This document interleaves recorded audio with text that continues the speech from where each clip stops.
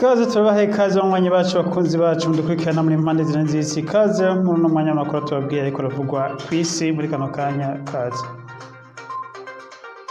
uko tubabwire tugiye kubabwira amakuru ariko ravugwa muri kano kanya kw'isi. Amakuru yacu tuyahiriye n'ubundi mu Burusiya n'intambara iri hagati y'Uburusiya na Ukraine, aho nkuko mubizi intambara imaze amezi abiri arenga ko hafi indwi zibiri iriko iraba. Intambara yatangujwe n'Uburusiya ico muco bise special operation, batera igihugu c'Uburusiya bavuga ko bariko barikingira kubw'umutekano muke igihugu c'Uburusiya igihugu ca Ukraine cariko kirabateza mu kuzana ibigwanisho vyo mu burengerazuba bw'isi ndetse no mu kuzana ngo abasirikare bo mu burengerazuba bw'isi muri kino gihugu.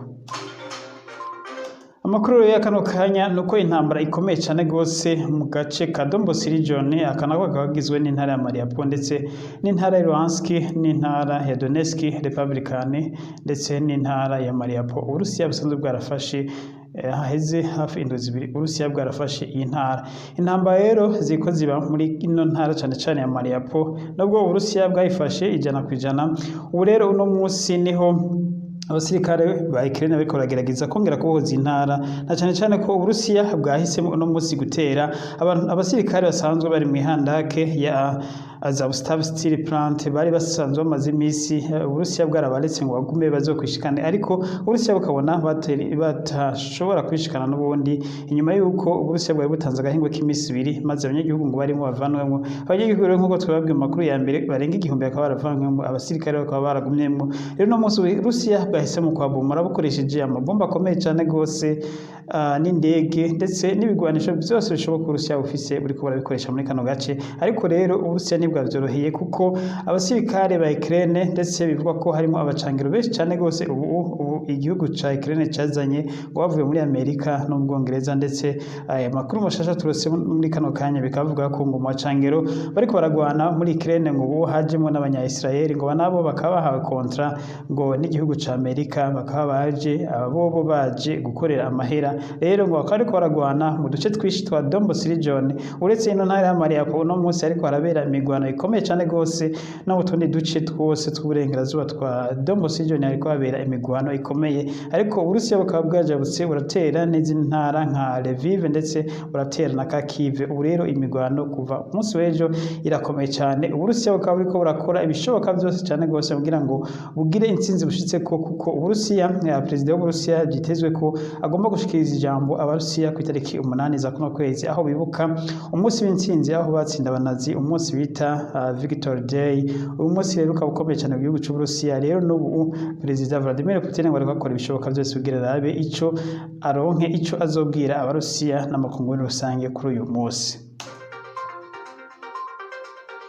Tubivuga rero ko intambara zakomeye muri tuno duce, intambara z'ukuri zakomeye. Igisirikare c'Uburusiya n'ubu kiko kirajana ibindi bigwanisho byinshi cyane gose. Muri video tubashiriyeho murabona ukuntu imodoka z'igisirikare ziriko ziragenda kandi ziva mu Burusiya zitwa bigwanisho byinshi. Izi modoka zigenda zerekejwe n'indege za gisirikare ziriko zerekeza nyene muri kano gace ka Donbas region, zikazivuye mu ntara ya Crimea. Intara nayo isanzwe igenzurwa n'Uburusiya, nubwo iri muri Ukraine ikaba yarikuye ku gihugu ca Ukraine yari isanzwe yoyo igenzurwa n'Uburusiya kuva mu 2008. Izi modoka rero za gisirikare niho ziriko zirava, zikazibaka ibigwanisho, zikazirekejwe n'indege za gisirikare zerekeza ku rugamba, aho urugamba ruriko rurabera. Iyi ntambara rero turiko turavuga intambara yakomeye cyane gose. Ubu imigwi myinshi cyane gose iriko irayigwanamwo. Hariho n'ibindi bigwanisho ngo vyavuye muri Serbia, ndetse bivuga ko indege za gisirikare za Mi-24 Mi-24 canke Mi-24 zavuye muri Serbia ngo zikaba zahawe igihugu ca Ukraine ngo kugira ngo kizikoreshe mu kwivuna umwasi w'Uburusiya. Uburusiya nabwo mukamuzi ko zikoresha Ka-35 ariyo ndege cyane gose Uburusiya buriko burakoresha, ndetse na Mi-28 na Mi-28. Izi ndege nazo Uburusiya bukaba buriko burazikoresha cyane muri intambara. Rero izi ndege zavuye muri Serbia ni ndege ngo zishika kuri 6 zahawe igisirikare ca Ukraine ngo civune umwasi Uburusiya. Ivyahawe Ukraine rero si ivyo gusa, Amerika nayo iriko irarungika ibigwanisho byinshi cyane gose. N'ubu nyene umwanya tuvuza n'amakuru twejeje kubona ibigwanisho byinshi bivuye muri Amerika biriko biragenda mu gihugu ca Ukraine, aho igisirikare ca Amerika capakiye indege ES Galaxy indege nini cyane gose Galaxy C5 ya Amerika isanzwe itwara imizigo myinshi cyane gose mu gihe cy'intambara. Iyi ndege rero ikaba ipakiye ibigwanisho bigizwe n'amaburende ndetse n'ibikoho bitera kure n'ama anti tank za Javeline za misile zitezwa n'amaboko za Javeline. Akaba ari ibyo bigwanisho biri kugenda muri Ukraine bigiye gushikira igisirikare ca Ukraine. Inkoho zigwiriyemwo muri bino bigwanisho barungitse muri Amerika ni inkoho izwi cyane gose y'Amerika irasa indege ndetse ikaba ishobora kurasa n'amaburende yitwa M777 Hazard yitwa M777 Hazard Artillery. Iyi ni inkoho rero ikomeye cyane gose igisirikare cyo muri Amerika cyagiye gikoresha mu ngwano nyinshi cyagiye higira, yaba n'ingwano igisirikare cya Amerika cyagize muri Iraq ndetse n'ingwano za Afghanistan. Inkoho rero M777 Artillery igisirikare cya Amerika kikaba gikoresha cyane. Izi nkoho rero zikaba arizo zahawe igihugu ca Ukraine kubwinshi cyane. Izi zikaba zishobora gukurura indege ndetse zikaba zishobora gusambura n'amaburende, zikaba rero zirungiswe kubwinshi cyane muri kino gihugu ca Ukraine. N'ibindi bigwanisho byinshi, amasasu ndetse n'impuzu zo kwikingira amasasu ndetse n'inkofero n'ibindi byose bikenerwa mu ntambara. Ibi bikaba bigiye muri Ukraine.